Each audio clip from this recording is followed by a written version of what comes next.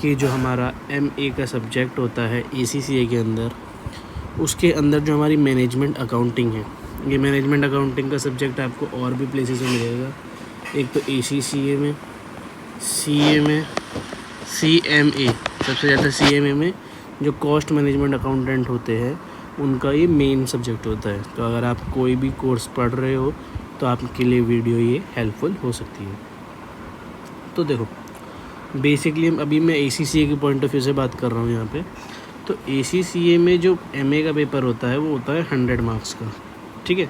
Section A आता है हमारा 35 क्वेश्चंस, 2 मार्क्स ईच, 2 मार्क्स का एक क्वेश्चन आता है, तो ये टोटल हो गया 70 मार्क्स, ठीक है। और सेक्शन B आता है हमारा 3 क्वेश्चन, 15 क्वेश्चन होते हैं, मतलब 3 MTQ होंगे, उसके अंदर 15 सब क्वेश्चंस होते हैं, मतलब एक MTQ के अंदर तुम्हारे कम से कम 5 क्वेश्चंस आएंगे और हर क्वेश्चन की वेटेज होती है 2 मार्क्स इधर भी।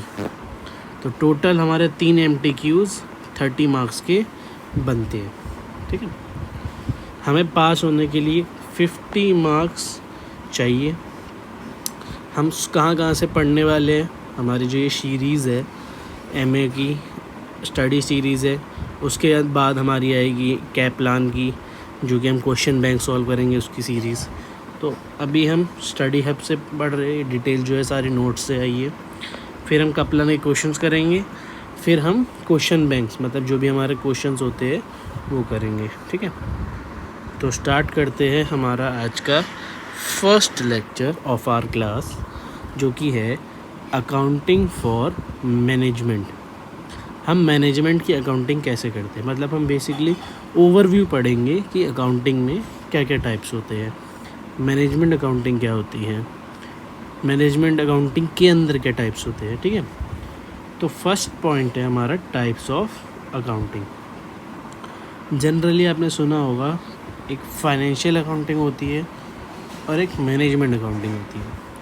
फाइनेंशियल अकाउंटिंग क्या होती है, जहाँ पर हम रिकॉर्ड्स करते हैं फाइनेंशियल इंफॉर्मेशन को टू प्रोड्यूस फाइनेंशियल स्टेटमेंट। जैसे आपने बैलेंस शीट बनाना सीखा होगा, ठीक है, प्रॉफिट एंड लॉस अकाउंट बनाना सीखा होगा, तो ये सब क्या होती है, हमारी फाइनेंशियल स्टेटमेंट होती है।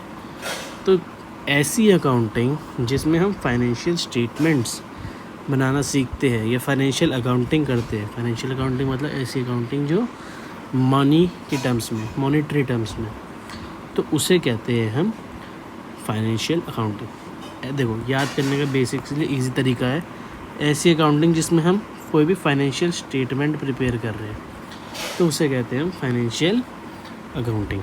क्लियर है।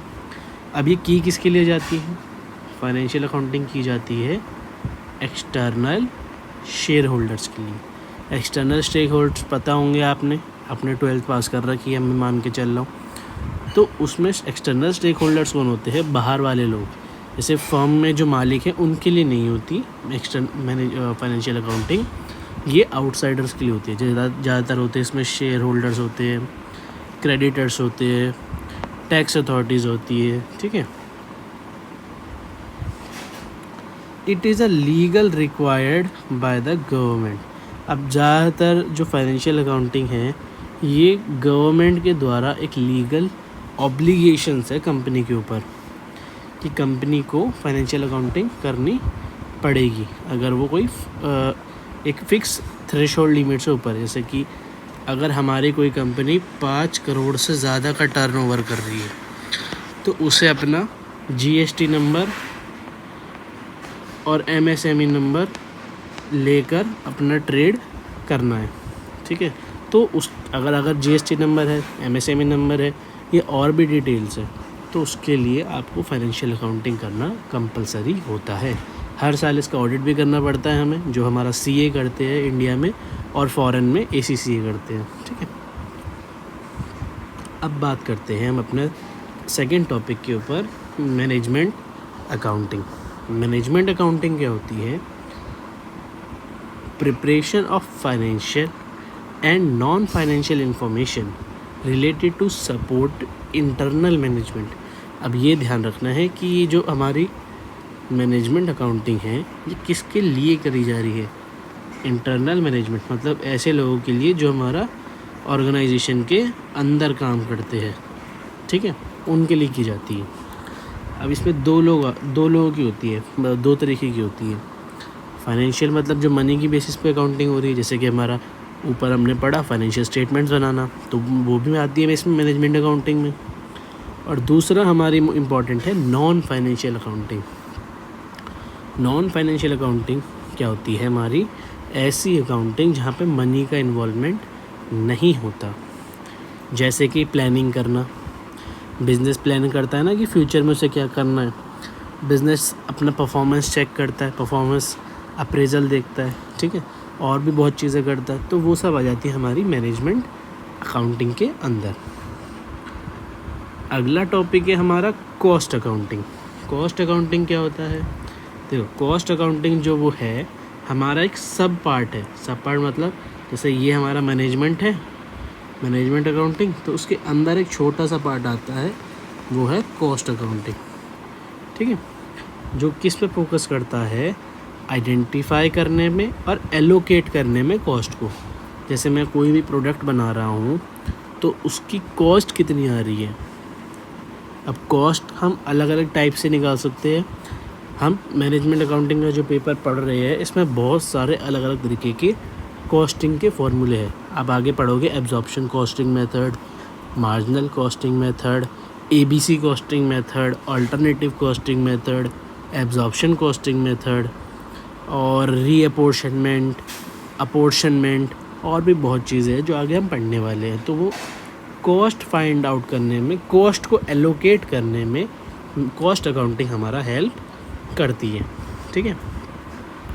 अब आज के वीडियो का ये लास्ट टॉपिक है, उसके बाद इसी टॉपिक के ऊपर लेक्चर नंबर 1 का मतलब चैप्टर नंबर 1 का हम सेकंड पार्ट बनाएंगे, वो आपको हमारी चैनल पे मिल जाएगा, ठीक है। तो आप इसको एक बार पढ़ लीजिए, फिर मैं स्टार्ट करता हूँ। चलो देखो, मैनेजमेंट अकाउंटिंग इनके लिए की जाती है, इंटरनल मैनेजमेंट के लिए, और फाइनेंशियल अकाउंटिंग किसके लिए की जाती है? एक्सटर्नल स्टेक होल्डर्स के लिए। मैनेजमेंट अकाउंटिंग जो है, MA जो है हमारा, वो एक वॉलेंट्री है, मतलब ऐसा कोई भी लीगल नहीं है। सरकार नहीं बोलती आपको कि आप मैनेजमेंट अकाउंटिंग करो, पर फाइनेंशियल अकाउंटिंग एक मैंडेटरी है। गवर्नमेंट आपको मैंडेट देती है, आपको एक ऑब्लिगेशन देती है कि आपको अपनी financial statements, profit loss account, balance sheet, ये सब आपको प्रिपेयर करनी है। फाइनेंशियल अकाउंटिंग ज़रूरी होती है। फॉर्मेट, अब मैनेजमेंट अकाउंटिंग करने का कोई फॉर्मेट नहीं है, आप अपने हिसाब से कर सकते हो, पर फाइनेंशियल अकाउंटिंग करने का एक रेगुलेटेड फॉर्मेट है, जो कि हमारा, अगर आप इंडिया में कर रहे हो तो इंडियन अकाउंटिंग स्टैंडर्ड IAS बताता है, अगर आप फॉरेन में अकाउंटिंग कर रहे हो तो IFRS बताता है। कंटेंट, अब ये ज़रूरी है। कंटेंट क्या है? फाइनेंशियल अकाउंटिंग मतलब मैनेजमेंट अकाउंटिंग में हम दोनों करते हैं, financial and non financial, but management accounting में हम हिस्टोरिकल फाइनेंस देख के, मतलब पुराना हिसाब देख के अकाउंटिंग करते हैं। ये फ्यूचर के लिए होती है और ये हमारी हिस्टोरिकल मतलब पास्ट बेस्ड होती है, ठीक है। उसके बाद डिटेल, मैनेजमेंट अकाउंटिंग में हाई डिटेल मिलेगी आपको, और फाइनेंशियल अकाउंटिंग में रेगुलेटरी डिटेल्स, मतलब जो डिटेल्स ज़रूरी है, गवर्नमेंट ने कहा है कि ये डिटेल्स होनी चाहिए, सिर्फ वही मिलेगी। फ्रीक्वेंसी, मैनेजमेंट अकाउंटिंग हम अपने हिसाब से कर सकते हैं, चाहे हम डेली करें, चाहे वीकली करें, चाहे मंथली करें, चाहे क्वार्टरली करें, चाहे हाफ ईयरली करें, चाहे एनुअली करें, वो अपने ऊपर डिपेंड करता है। हर ऑर्गेनाइजेशन ज़्यादातर मंथली बेसिस पे अकाउंटिंग करती है, मैनेजमेंट अकाउंटिंग। और फाइनेंशियल अकाउंटिंग जो होती है वो एनुअली बेसिस पे होती है। एनुअली मतलब एक ईयर में एक बार। पर्पस क्या होता है? मैनेजमेंट अकाउंटिंग करने का पर्पस होता है प्लानिंग करना, ऑर्गेनाइजिंग करना, कंट्रोल करना, डिसीजन मेकिंग करना और स्टेपर्डशिप करना। 6th, valuation basis. Valuation basis क्या होता है? Standard, related, marginal and absorption cost, मतलब हम कॉस्ट कैसे निकाल सकते हैं, उसके थोड़े बहुत टाइप्स बता रखे हैं। Standard costing, relevant costing, marginal costing, absorption costing, ये नाम मैंने आपको अभी बताए थे ऊपर भी।